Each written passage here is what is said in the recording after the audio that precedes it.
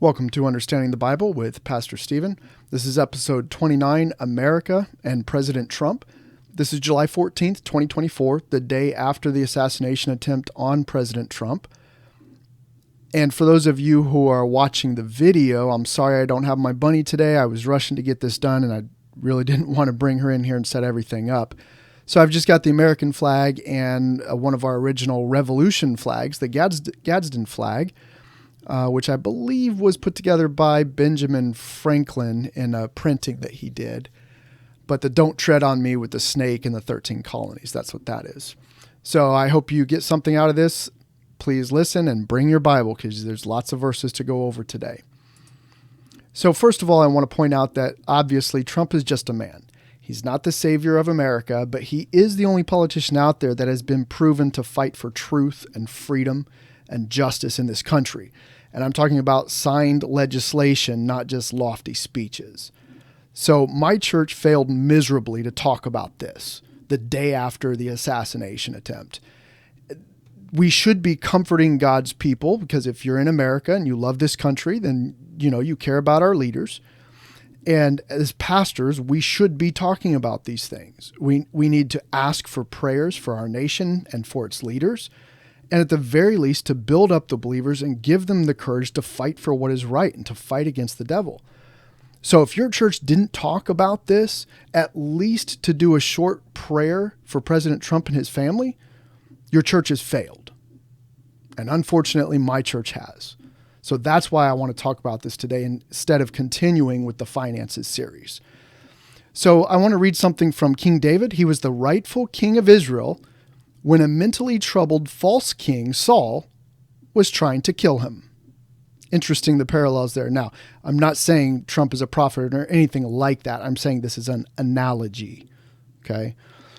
Psalms 23:1, a psalm of David. The Lord is my shepherd, I shall not want. He maketh me to lie down in green pastures. He leadeth me beside the still waters. He restoreth my soul. He leadeth me in the paths of righteousness for his name's sake. Yea, though I walk through the valley of the shadow of death, I will fear no evil, for thou art with me. Thy rod and thy staff, they comfort me. Thou preparest a table before me in the presence of mine enemies. Thou anointest my head with oil, my cup runneth over. Surely goodness and mercy shall follow me all the days of my life, and I will dwell in the house of the Lord forever. Now, there's a whole lot in there about being attacked by your enemy in the face of that death, still fighting and finding peace in God. And I think President Trump has some of that. So here we go.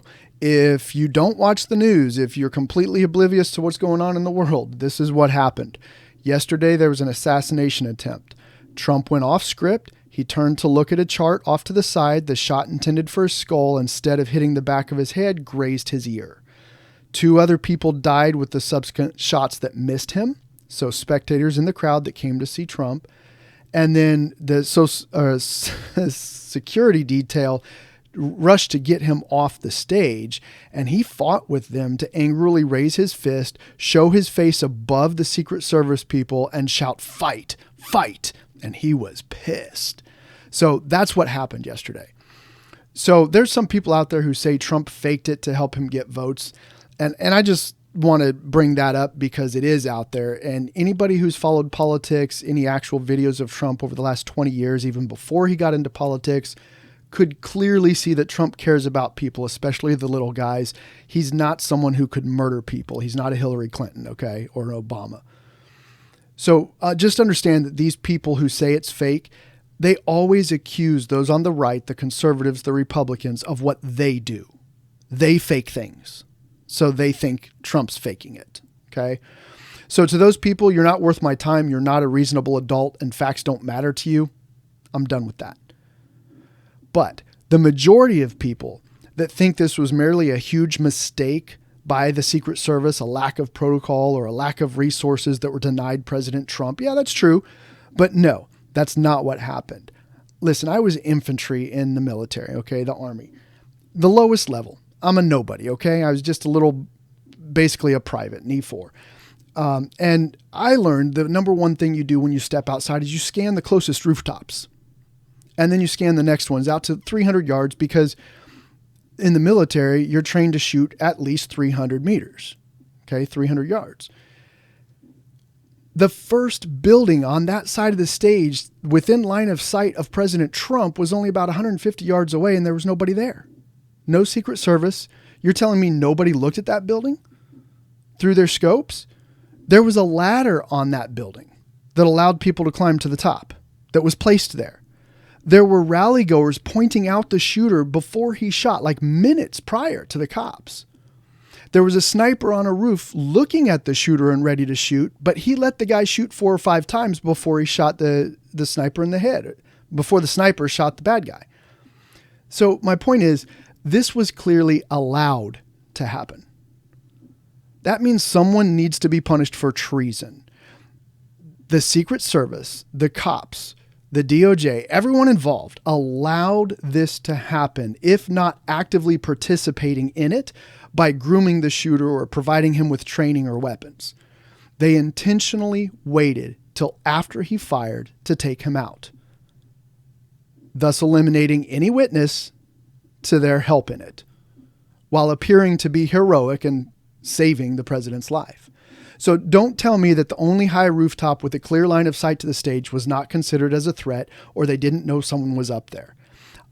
I'd be willing to bet that they even told some of the good, honest Secret Service agents that that guy was, quote, one of ours, so that they wouldn't try and take him out. Now that's to be determined later. That's my own opinion on that, okay? But here's the importance. This is why I'm bringing this up. This is why I and every pastor ought to be talking about this. Number one, believers are required to pray for our leaders. So why don't you mention the threat on his life and his family? 1 Timothy 2:1-2. I exhort therefore that first of all, supplications, prayers, intercessions, giving of thanks be made for all men, for kings, and for all that are in authority, that we may lead a quiet and peaceable life in all godliness and honesty. Are you being honest about what happened? Are you trying to live a quiet and peaceable life? Then you should be praying for your leaders. Plain and simple. So why isn't your pastor telling you that? Now, this leader, President Trump, has tried to do things right on the border issues for our nation. I mean, what defines a nation? Borders, right? Government regulation cutbacks. He's done thousands of regulations cut back to give us more freedom. Supreme Court justices that he put in there that swore on a Bible, adhered to our Constitution, the rule of law, which was built on the Bible. They walked back Roe versus Wade to protect innocent life. They didn't ban it, but they walked back that federal, right to do it. So now it's up to the states. He pushed for America first in commerce. He gave us tax cuts to keep more of our hard-earned money. The Bible is all about that, not stealing from the sweat of their brow and what people labor for. President Trump has always been open and honest about his flaws, not hiding them by lying. And the Democrats, and I like to call them demon KKK rats, Democrats, because they started the KKK and they typically always fall on the side of evil. They have been caught lying about President Trump, using the FBI illegally against him to spy on him, paying Russian spies to start a disinformation campaign about him to try and make him lose the last election, using the Department of Justice to raid his friends, his lawyers, and his own property illegally on trumped-up charges. They openly cheated on the last election to oust him from power. They had judges illegally change laws to get a conviction against him. The laws about a unanimous jury, they told the jurors to ignore evidence. There was no need for an actual crime. They just had to suspect that Trump would have done something wrong. Plus, he expanded the penalties beyond the scope of the law. So many other things that these people have done that are evil, that are sinful. If somebody does that to try and attack you, then there has to be something inherently good that they're using evil to attack you with. So just by the nature of his enemies, I believe there's something good about President Trump. Now, listen, we used to be the greatest nation on earth because of our reliance on God, our founding on his principles, and our continued love and support for his chosen people, Israel. This assassination attempt against a leader of our country who stood for those values should be a wake-up call to us.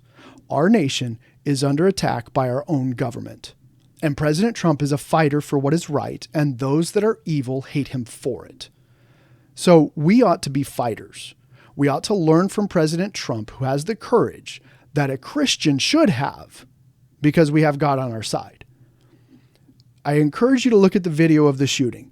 Did you see President Trump's defiant fist and his shouted words as they tried to rush him off stage? Fight! And he pumps his fist in the air. Fight! And he's mad. He didn't want them to win. He wouldn't quit.